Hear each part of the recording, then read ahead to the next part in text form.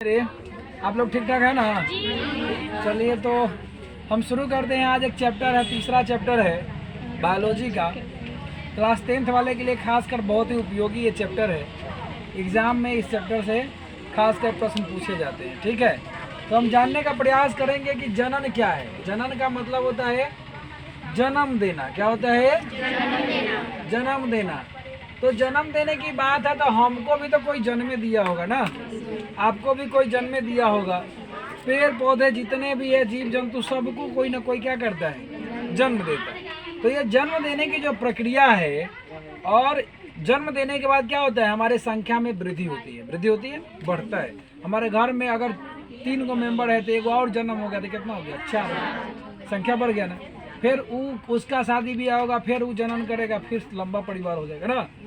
तो हम इस तरह से यह बात समझते हैं कि जनन जो है क्या है? जनन क्यों आवश्यक है? जन्म देने के लिए। जन्म देने के लिए और उस संख्या को क्या करना चाहिए? बढ़ाने के लिए, यानी वंश को आगे बढ़ाते रहने के लिए जनन बहुत ही जरूरी है। बात आई समझ में बच्चा लोग?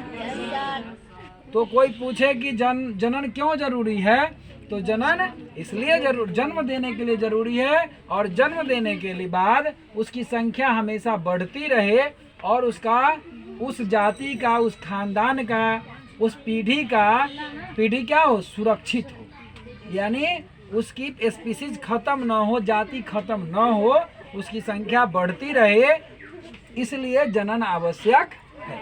ठीक है।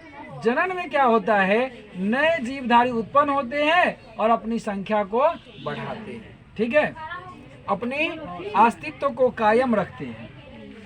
जैसे आपने सुना होगा कि ये आजकल जो है ना, बहुत सारे पक्षी जो दिखाई नहीं दे रहे हैं, बहुत सारे जानवर विलुप्त हो रहे हैं। कारण क्या है? कि उसकी स्पीसीज खत्म हो रही है, उसकी जाति फिर से, क्योंकि वह जनन नहीं कर पा रहा, रिप्रोडक्शन नहीं कर पा रहा है। बात आ रही समझ में?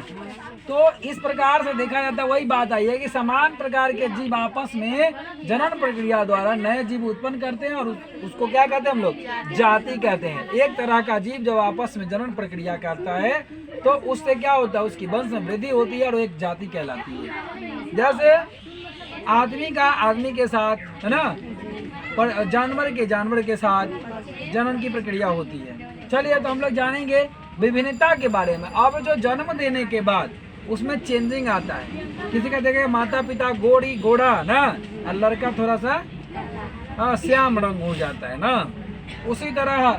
तो ये जो विभिन्नता आती है, किसी का बच्चा, कोई माता पिता बड़ा है, अब बच्चा हो गया पौना छुटका ना, तो ये विभिन्नता किसके कारण आती है? तो ये आती है डीएनए के कारण। किसके कारण? डीएनए। यानी डी का मतलब डीऑक्सीराइबोज, एन का मतलब न्यूक्लिक, ए का मतलब एसिड। यानी डिजाइन में, आकृति में और आकार में जो परिवर्तन होता है वो किसके कारण होता है? डीएनए के कारण।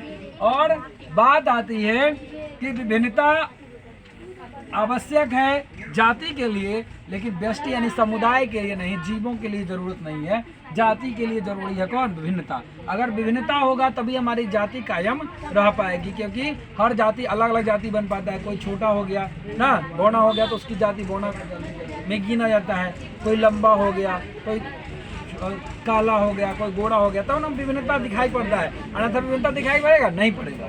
तो विभिन्नता जो है जाति के लिए आवश्यक है और व्यष्टि के लिए नहीं। चलिए हम जानने का प्रयास करेंगे कि व्यष्टि, जब कोई ऐसा पर्यावरणीय घटना होता है तो उसमें सारा जीव एक बार मर भी जाता है। ऐसा भी हुआ है। तो हम बात करेंगे जनन की विधि का। जनन 2 विधि से मनुष्य में होता है। पहला विधि का नाम है, जनन की जो पूरी प्रक्रिया है वह 2 विधियों में संपन्न होती है। पहला है अलैंगिक जनन, दूसरा है लैंगिक जनन।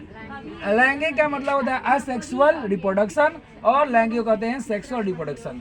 अलैंगिक का मतलब होता है जिसमें लिंग की भागीदारी जरूरी नहीं होती है। अ का मतलब नहीं, जिसमें नर और मादा लिंग की भागीदारी आवश्यक नहीं होती है, उसको कहते हैं अलैंगिक जनन। जिसमें नर और मादा जनन अंगों की भागीदारी आवश्यक होती है, उसको कहते हैं लैंगिक जनन। बात आई समझ में? हाँ, तो ये 2 विधि है जनन की।